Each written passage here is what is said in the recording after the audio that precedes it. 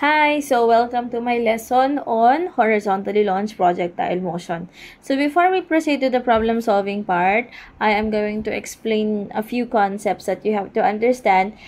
Kailangan mong aralin to, kailangan mong malaman mo na to para ikaw ay makapag-solve ng maayos. So, magdodrawing ako. Example, we have here a tall building. Oops. We have here a tall building. Pangit ng drawing ko. This is 7 meters, for example. So, a ball is horizontally launched from this building. And then, it will take a parabolic path from here to here. And then, etong bola na to, meron po siyang VI, or initial velocity. And your initial velocity has X and Y components. You have your VIX and we have your VIY. For this, ang VIX natin, ang VIY natin is always equal to 0. Ang meron po tayong value dito ay yung VIX. Kapag ka sinabi sa problem na an object is horizontally launched at 4 meters per second, automatic, that will be your VIX. Agad-agad. Wala nang iba. Because, remember that your VIY is always equal to 0. And then, you also have your D. This is your DY. Okay? If you're going to write this in your solutions, this will be negative. Bakit po? Because this is displacement. Yung direction niya ay nagpababa. This is a vector. Pababa siya. Therefore, it will be negative. And you also have your range, which is also equal to your dx. Okay? How do you solve this? Of course, explain ko mamaya. And then, your t. Okay? Your t, yung oras or yung seconds na nag-travel siya from here to here. And you also have accelerations. Your ax or your acceleration in the x direction is always equal to 0. Therefore, ang ating VIX is always equal to VFX. Why? Because, again, your acceleration in the x direction is equal to 0. Remember that. And for the y direction, you have your AY, which is also equal to your G, which is negative 9.8 meters per second square. Tandaan niyo po ito palagi. Palagi, yan po yung ating gravitational acceleration. Therefore, ang ating VIY is not equal to your VFY. Kasi nga po, nag-accelerate siya, nagdagdag siya ng velocity. Those are the things that you have to remember before solving a projectile motion, specifically a horizontally launched projectile. Now, let us solve. Try natin. Try po nating mag-solve ng ating problem. I-recall lang muna natin yung mga equation. Minus 2AD. VF is equal to VI minus AT. And then D is equal to VIT minus 1/2 AT square. Okay. So, this is the first problem. For example, meron po tayong, tuloy natin yung ano natin kanina, 7 meters. At yung bola po ay may initial velocity na 4 meters per second. Ang tatanungin natin, you find for the time of flight, you find for the dx, you find for the vfx and vfy, and then you find for the magnitude of your velocity, of your final velocity. Now, i-identify muna natin yung given. Unahin natin yung time. In every question, i-identify mo yung given. That's the most important. Identify the given. What are your givens? Tandaan po natin that when you are solving for time, you use your y component. Kapag y component, dapat po wala po siyang kahalong x component. Kasi nga po, kung x component lang siya, x component lang siya. Kung y component lang, puro y component lang ang gagamitin. Bawal mo silang paghaluin. So, for this part, number 1, ang gagamitin mo dito ay y component. So, let us identify all the givens that are in the y component. Unahin natin. VIY is equal to 0. What else? Your dy is equal to 7 meters. What else? Your AY is equal to 9.8 meters per second. So, ano po ang gagamitin nating equations from this? Okay? Pwede ba nating magamit ito? Pwede ba natin siyang gamitin? No. Bakit? Kasi we don't have VF. Pwede ba natin itong gamitin? Hindi din pwede kasi wala tayong VF. Pwede ba natin gamitin to? Do we have a D? Do we have a VI? Do we have an A? Okay. Do we have a T? Of course. So, can we use it? Of course. Okay. So, ganito siya. Identify your equation. Na-identify mo na, which is D is equal to VIT minus 1/2 AT square. You simplify it. You make it specific para hindi ka malito. So, since we are focusing on the y component, dy is equal to VIY t minus 1/2 AY t square. So, your dy is negative 7. Tandaan po natin ha, magne-negative po yan.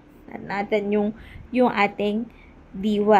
Negative 7 meters equals your VIY, which is 0 meters per second, times your t minus 1/2 9.8 meters per second square, and then t square.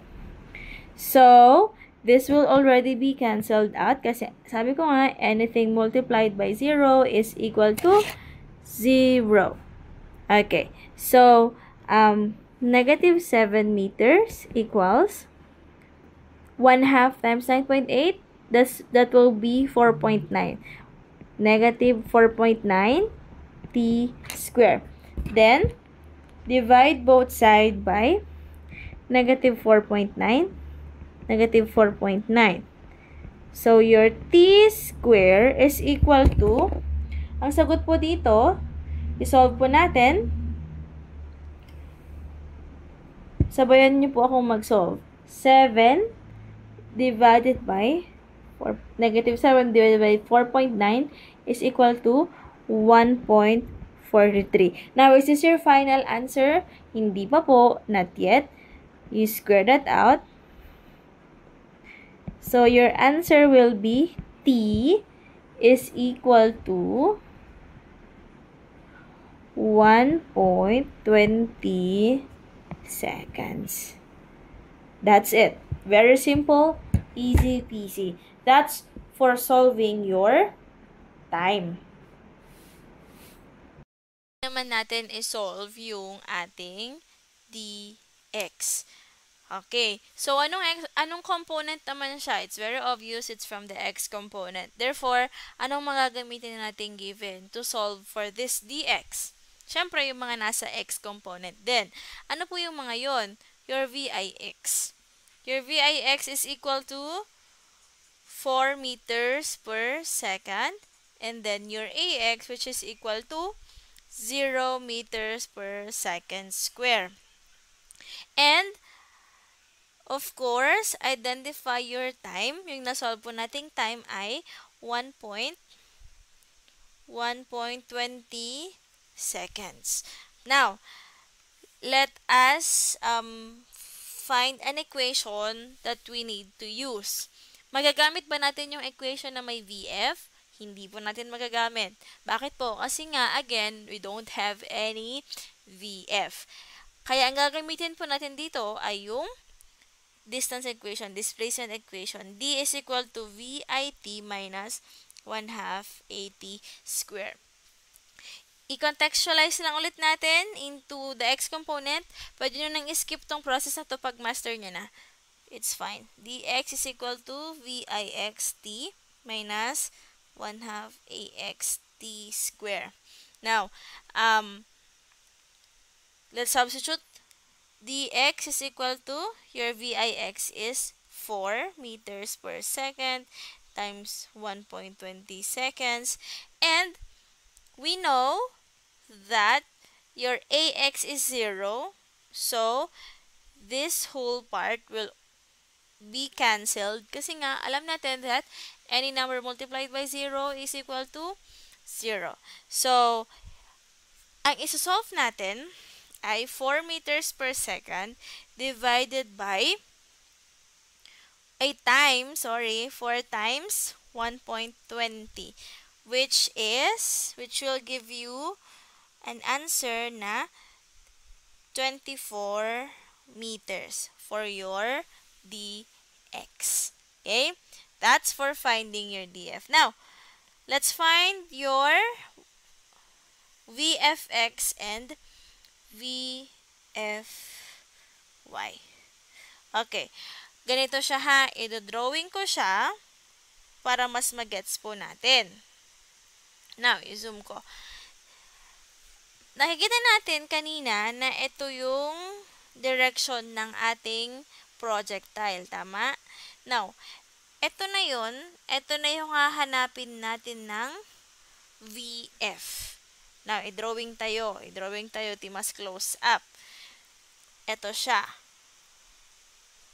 Yan si VF. Okay? Yan po si VF. Ngayon, si VF po natin, siya ay isang vector. Okay? Si vector, meron siyang x and y component.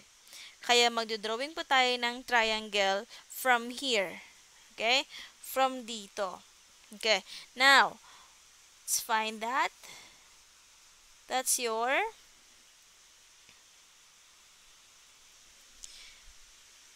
the right triangle na nagawa mo. This is your VF. This will be your VFY. Bakit po? It's in the y-axis. This is your y. This is your x. And then, this is your VFX. Now, you are going to find the angle. Kung ano man yan. Okay? Pero, ang una mong hahanapin ay si VFX and then you find for VFY. Pag nakuha mo na po silang dalawa, you find for VF and then you find for your angle theta. Okay, so unahin mo natin si VFX.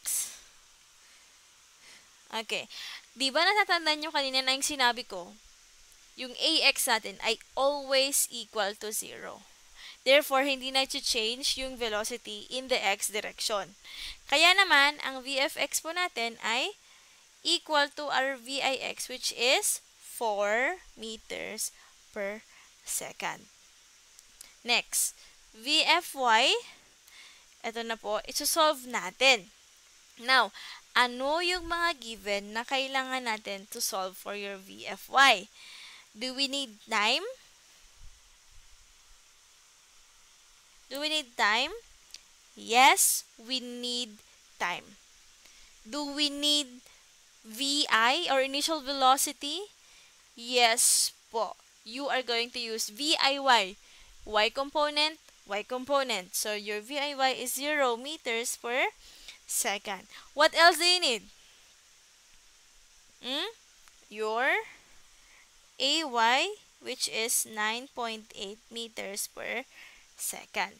Okay, tandaan nyo yan ha. 9.8 meters per second po tayo.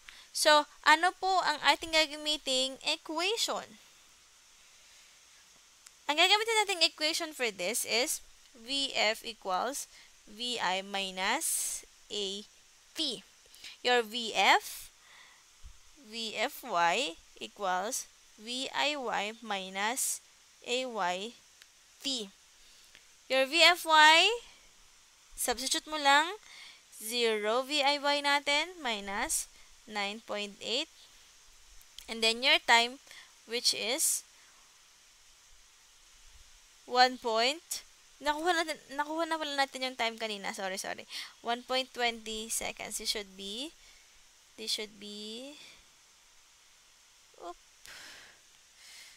should be 1.20 seconds. Okay. So, isolve mo lang yan. Now, your VFY will be 0 minus 9.8 times 1.20 seconds, which is negative 11.76 meters per second. Is that your final answer? Yes. Now, pwede na ba natin ilagay dito yung values? Yung VFX natin ay 4 meters per second.